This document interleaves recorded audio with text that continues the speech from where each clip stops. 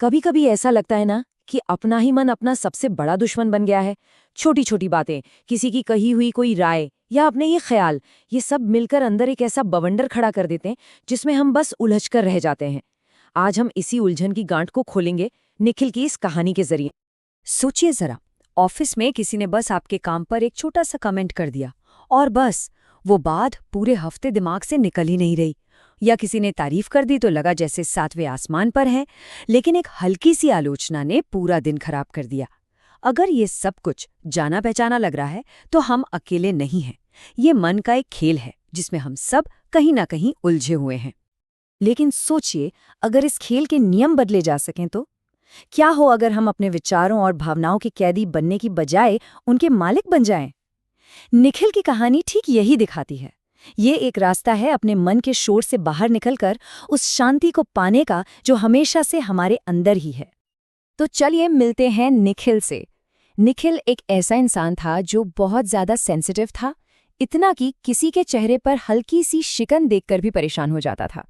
उसके लिए उसकी अपनी कीमत इस बात से तय होती थी कि दूसरे उसके बारे में क्या सोचते हैं। उसकी दुनिया का सेंटर वो खुद नहीं बल्कि लोगों की राय थी। निखिल की जिंदगी सच पूछिए तो एक इमोशनल रोलर कोस्टर की तरह थी जिसका कोई ब्रेक ही नहीं था।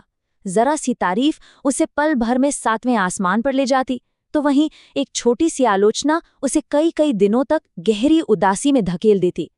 उसकी खुशी का रिमोट कंट्रोल जैसे दुनिया के हाथों में था।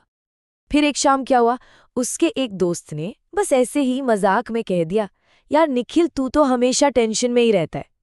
एक बहुत ही हल्की सी बात जो शायद दोस्त को याद भी न रही हो, लेकिन निखिल के लिए ये एक तीर की तरह दिल में जा लगी।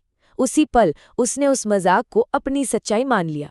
मैं एक तनाव में रहने वाला इंसान हूं, ये अब सिर्फ एक विचार नहीं रहा, ये उसकी पहचान बन गया। तो अपनी इसी हालत से तंग आकर, बिल्कुल थक कर, निखिल ने बेमन से ही सही एक मेडिटेशन वर्कशॉप में जाने का फैसला कर लिया। उसे जरा भी अंदाजा नहीं था कि ये एक छोटा सा कदम उसकी जिंदगी का सबसे बड़ा टर्निंग पॉइंट बनने वाला था। और जैसे ही उसने आंखें बंद की, बस मन तो जैसे 10 गुना तेजी से भागने लगा। मैं यहाँ क्या कर रहा हूँ? ये सब कितना बोरिंग है। मुझे तो भूख लग रही है। अरे कल की मीटिंग का क्या होगा? विचारों की एक ऐसी ट्रेन चल पड़ी थी जिसे रोकना नामुमकिन लग रहा था। उसके लिए शांत बैठना किसी सजा से कम नहीं था। और तभी वर्कशॉप के गाइड ने एक बहुत ही सिंपल लेकिन बहुत गहरी बात कही। उन्होंने कहा, कल्पना कीजिए आप एक खुला आसमान हैं और ये जो विचार हैं ये बस बादल हैं, कुछ सफ़ेद कुछ काले। वो आते हैं, गरजते हैं और गुजर जाते हैं। लेकिन आसमान हमेशा वही रहता है, शांत, स्थिर और बेअसर। और बस उसी पल निखिल को कुछ क्लिक हुआ, एक आहा मोमेंट। अरे मैं अपने विचार नहीं हूं, मैं तो इन विचारों को देखने वाला हूं। मैं बादल नहीं, मैं तो आसमान हूं। जैसे ही ये एहसास हुआ, सालों से जो शोर मन में चल रहा था ना, वो पहली बार थोड़ा सा शांत हुआ। उसे गहरी शांति की पहली झलक मिली। लेकिन कहानी यहाँ खत्म नहीं होती, ये तो बस शुरुआत थी। निखिल को जल्दी ही समझ आ गया कि उसका मन कोई साधारण मन नहीं है, वो तो एक जबरदस्त ड्रामा डायरेक्टर है जो हर छोटी सी बात पर एक पूरी ब्लॉकबस्टर फिल्म बना देता था। और मजे की बात ये कि उस फिल्म का हीरो हमेशा निखिल ही होता था।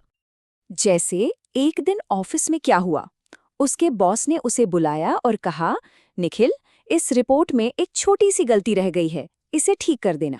बस इतनी सी बात, एक सिंपल न्यूट्रल सा फीडबैक।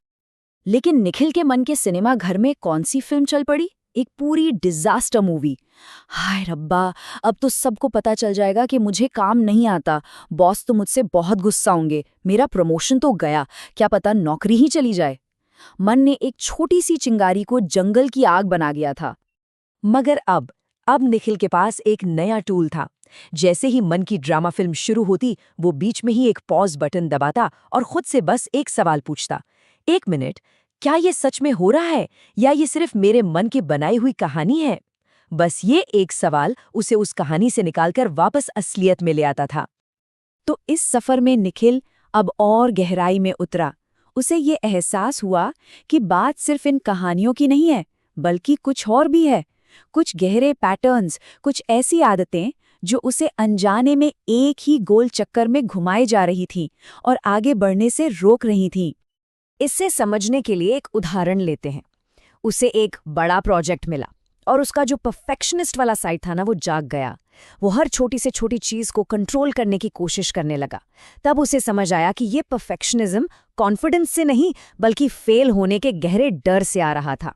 ये बचपन का डर था कि गलती करने का मतलब है प्यार और सम्मान खो देना। और वो इस साइकिल में बुरी तरह फंस गया था। देखिए कैसे। सबसे पहले फेल होने का डर। इस डर की वजह से क्या हुआ? परफेक्शनिज्म। फिर परफेक्शन के लिए हर चीज को कंट्रोल करने की जरूरत। और इस सब में क्या होता है? जबरदस्त थकावट। और जब इंसान थका होता है तो गलतियों का डर और बढ़ जाता है। ये एक ऐसा चक्कर था जिसका कोई अंत ही नहीं था। और तब जाकर उसे सबसे बड़ी सच्चाई समझ आई। असली लड़ाई बाहर किसी से थी ही नहीं, न बॉस से, न दोस्तों से। असली रुकावट तो उसके अपने अंदर के पैटर्न्स थे। वो अनजाने में खुद से ही लड़ रहा था। और आज़ादी इन पैटर्न्स को हराने में नहीं, बल्कि सिर्फ उन्हें पहचानने और समझने में थी। अब निखिल का ये सफ़र अपने सबसे खूबसूरत मोड़ पर आ पहुंचा था। अब वो सिर्फ विचारों को समझ नहीं रहा था, बल्कि वो अपने मन की हर हलचल का एक शांत दर्शक, एक पीसफुल ऑब्जर्वर बन चुका था। उसने अपने ख्यालों और अपनी भावनाओं को मेहमानों की तरह देखना शुरू कर दिया। मतलब अब जब गुस्सा आता, डर लगता, तो वो उससे लड़ता नहीं था, बल्कि मन ही मन कहता, अच्छा गुस्सा आया है, आओ बैठो, मैं बस तुम्हें देख रहा हूँ। वो उसे भगाता नहीं था, बस उसे जगह देता था कि वो आए और अपने समय पर चला जाए। और ये बदलाव कोई छोटा मोटा नहीं था, ये जमीन आसमान का फर्क था। देखिए, पहले निखिल कहता था मैं गुस्सा हूं, मतलब वो खुद ही गुस्सा बन जाता था। और अब वो कहता है मैं देख रहा हूं कि मेरे अंदर गुस्सा आया है। इस एक छोटे से बदलाव ने उसे अपनी भावनाओं का गुलाम होने से आज़ाद कर दिया। तो निखिल ने सीखा कि असली शांति का मतलब ये नहीं है कि जिंदगी में मुश्किलें नहीं आएंगी। अरे वो तो आएंगी। असली शांति का मतलब है उन मुश्किलों और तूफानों के बीच में अपने अंदर एक ऐसा सेंटर, एक ऐसा केंद्र खोज लेना जो हमेशा शांत और स्थिर रहता है।